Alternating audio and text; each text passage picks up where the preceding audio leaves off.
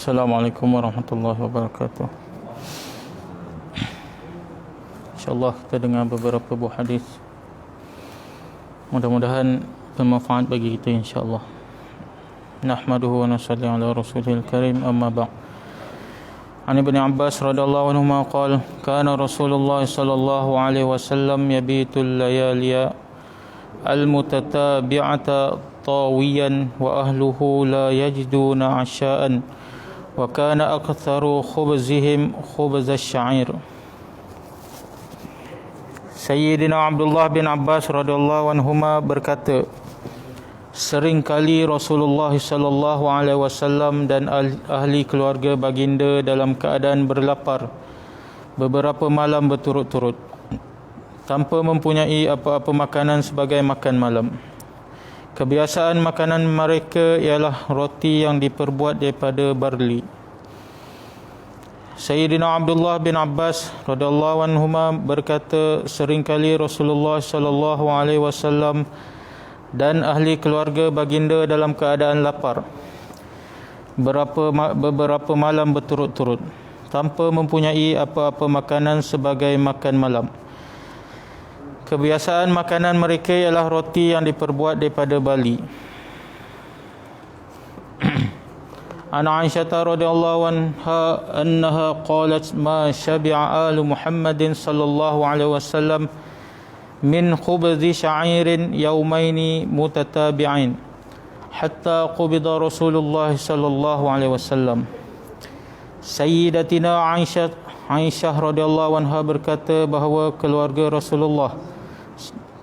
Rasulullah sallallahu alaihi wasallam tidak pernah kenyang 2 hari berturut-turut walaupun daripada roti yang diperbuat daripada barli sehinggalah kewafatan baginda.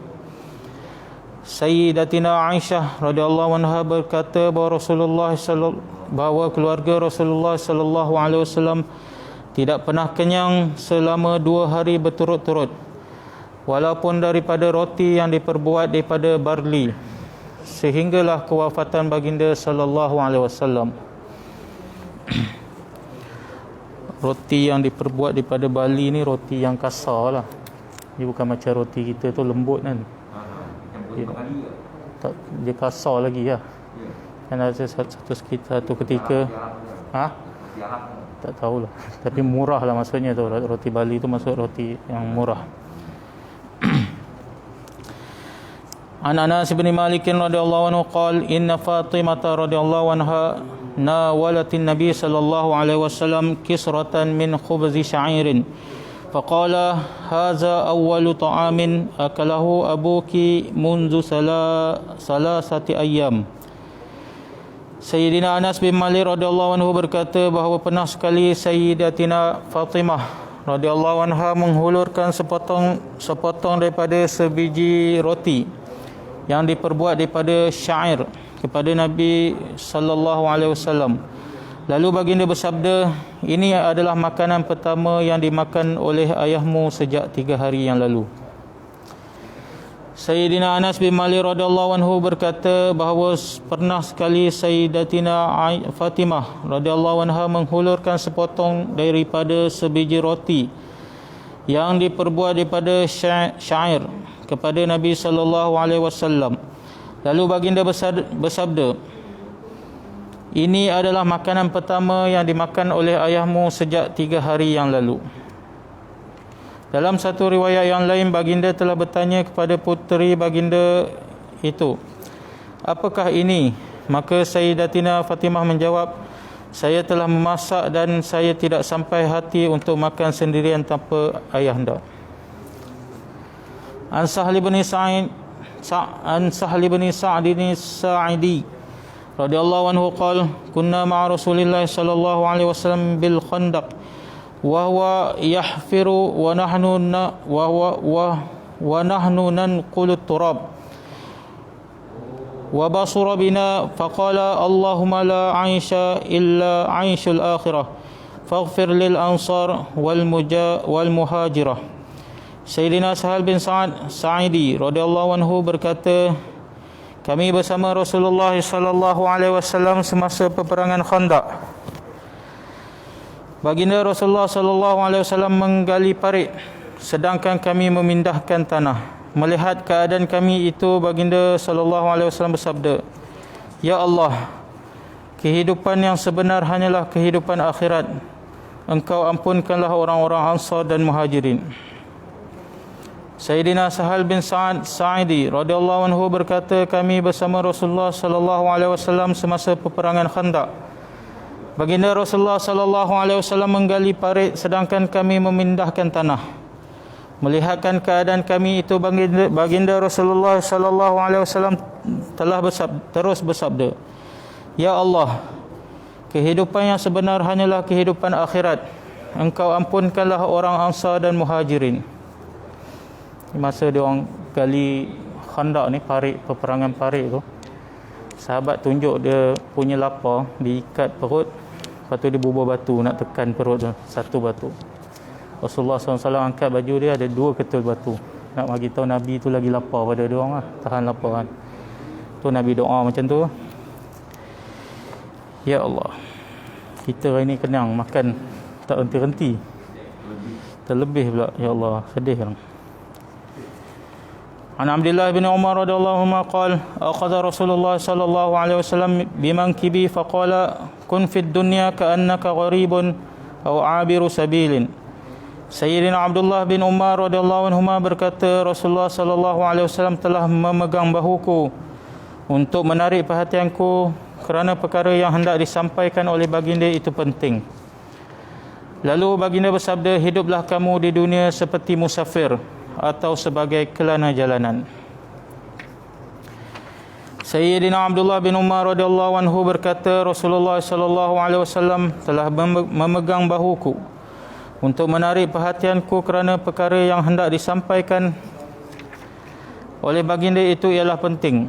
Lalu baginda bersabda, hiduplah kamu di dunia seperti musafir atau sebagai kelana jalanan. Yang ini hiduplah secara sederhana.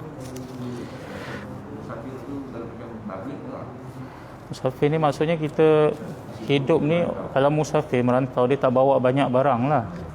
Itulah kat dunia ni kita kumpul untuk yang nak bawa ke akhirat je lah amalan. Yang dunia tu, kehidupan dunia, kita hidup secara sederhana je. Bukan kita nak kumpul-kumpul harta, last sekali kita tinggal. Macam musafir, dia tak kumpul, dia pergi satu tempat, dia buat untuk bekalan dia untuk nak pergi seterusnya, untuk dia makan minum kalau kadar je lah, tak ada dia nak kumpul-kumpul, sebab dia akan berjalan, takkan dia bawa banyak-banyak harta kan. Gitulah kita kat dunia ni, kita kena kumpul harta untuk akhirat lah yang banyak. Untuk dunia tu hidup sederhana, mana yang selesa bagi kita, supaya kita tak adalah meminta-minta, menyusahkan orang dan sebagainya. Sekadar itu je lah kan. Ya, alhamdulillah, kita telah dengar beberapa buah hadis mengenai kehidupan Rasulullah sallallahu alaihi wasallam yang sederhana. Bukan nak kata Nabi ni miskin ke apa. Nabi ni dia banyak harta sebenarnya kan. Dia banyak dihadiahkan tanah oleh pembesar-pembesar daripada raja-raja. Tapi Nabi memilih kehidupan sederhana. Kan Nabi doa supaya, ya Allah, jadikanlah kehidupan aku seperti orang miskin. Hidup di kalangan orang miskin dan dibangunkan di akhirat bersama orang miskin. Kan bukan berarti Nabi tak ada harta, Nabi banyak harta dia. Kan bila orang datang, Nabi jamu semua. Itu harta Nabi, banyak harta. Dan pembesar-pembesar bagi tanah pada Nabi dan sebagainya, daripada peperangan dan semuanya, Nabi banyak. Tapi Nabi memilih kehidupan yang sederhana. Jadi kita kena tanda kita contoh cinta Nabi, kita contoh kehidupan Nabi. Dan sahabat-sahabat pun sama.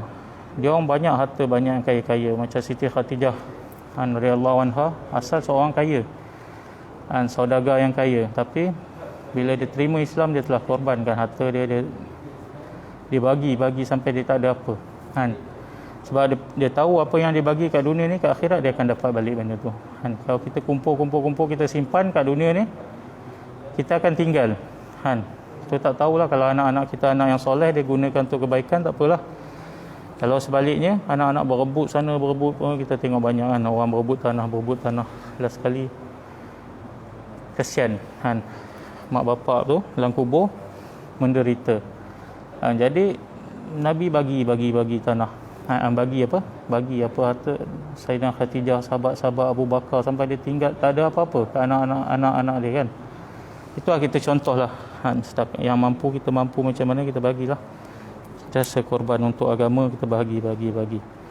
Jangan kita risau yang kita bagi itu, insya-Allah bila lagi kita bagi, lagi Allah akan tambah kan. Tak pernah orang miskin lah kalau bagi lagi. Kita tengok banyak orang yang banyak memberi ni, kehidupan dia Allah akan mudahkan, segala urusan dia Allah. Antara salah satu cara kita nak kalau kita terkena musibah, penyakit dan sebagainya, banyakkan sedekah kan. InsyaAllah Allah akan bagi jalan keluar. Jadi mudah-mudahan kita dapat ambil iktibar dan sampaikan insyaAllah. Subhanallah.